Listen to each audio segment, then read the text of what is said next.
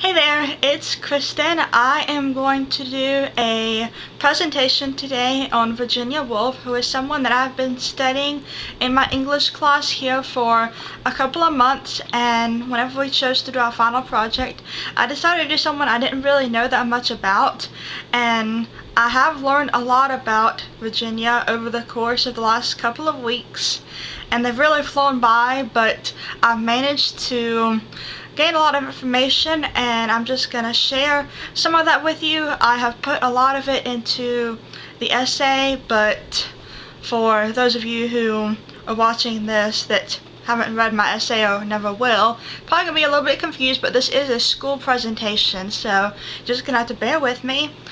I am gonna start with just the basics. Virginia Woolf was born on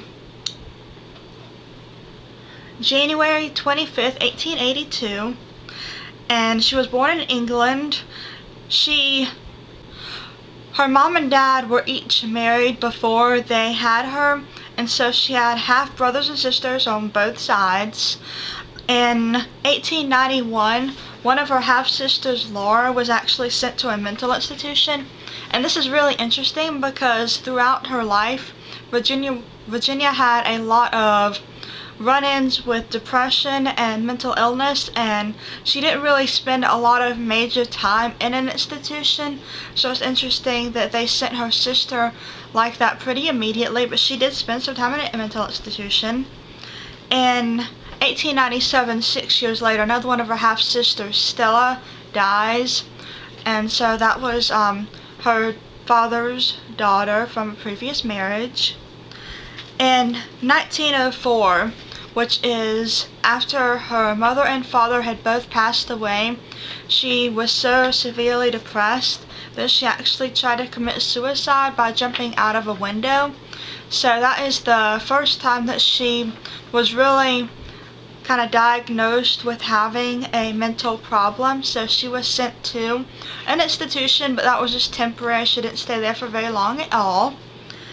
In 1906, she actually went on vacation with her brother, and he came down with typhoid disease and died. His name was Thoby, and she was very, very close to her family, so this definitely didn't add to any kind of good things happening in her life, so she became depressed yet again. In 1922, quite a few years later, she actually published a novel based on her brother Thoby's death, and it's called Jacob's Room. And in the same year, she met this other writer by the name of Vida Sadville West, and she has a love affair with her, and she actually did it with her husband's permission and obviously knowledge. So that's kind of surprising, since, these days I'm not so sure that a husband would be entirely understanding of that, but who knows, they might be. But definitely in the early 1900s, this was a completely different kind of world, so he obviously didn't want to ruin his marriage. He still loved his wife very much. She still loved him. She just wanted to have a little womanly action on the side, so he went ahead and let her.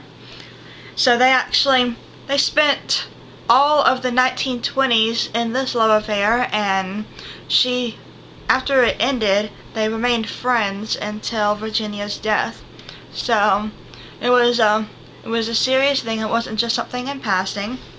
In 1928, she published a novel by the name of Orlando, and it was actually based on her affair with Vida, and it's about this woman who, or woman/man, I guess, who they keep changing genders throughout the years and throughout the centuries, so that is actually considered a love note to Vida, if you read through the comments and stuff on it. And Vida also wrote to her husband about the love affair with Virginia, so all of it is documented.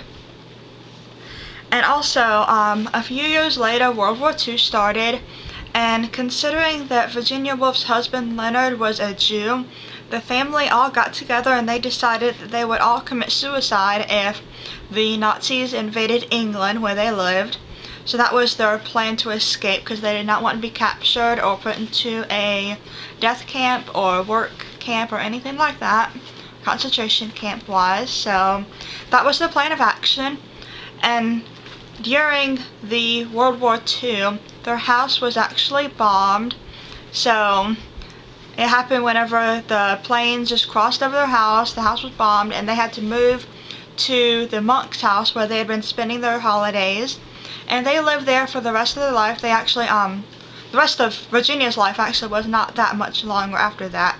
They moved in 1940, and she became severely depressed yet again. And in 1941, March 28th to be exact, she filled her pockets with some stones and went out to the river near her house, the River Ouse, and she committed suicide. So a really sad ending to a wonderful novelist, a wonderful author, very talented. And so seems that most famous authors actually do commit suicide. It's really sad, but it's the truth. And so I also did a visual to kind of go along with the project, and I painted something. I'll attach pictures at the end too, just in case I can't get all this in frame. Not really sure how good it is, but this is the canvas I did.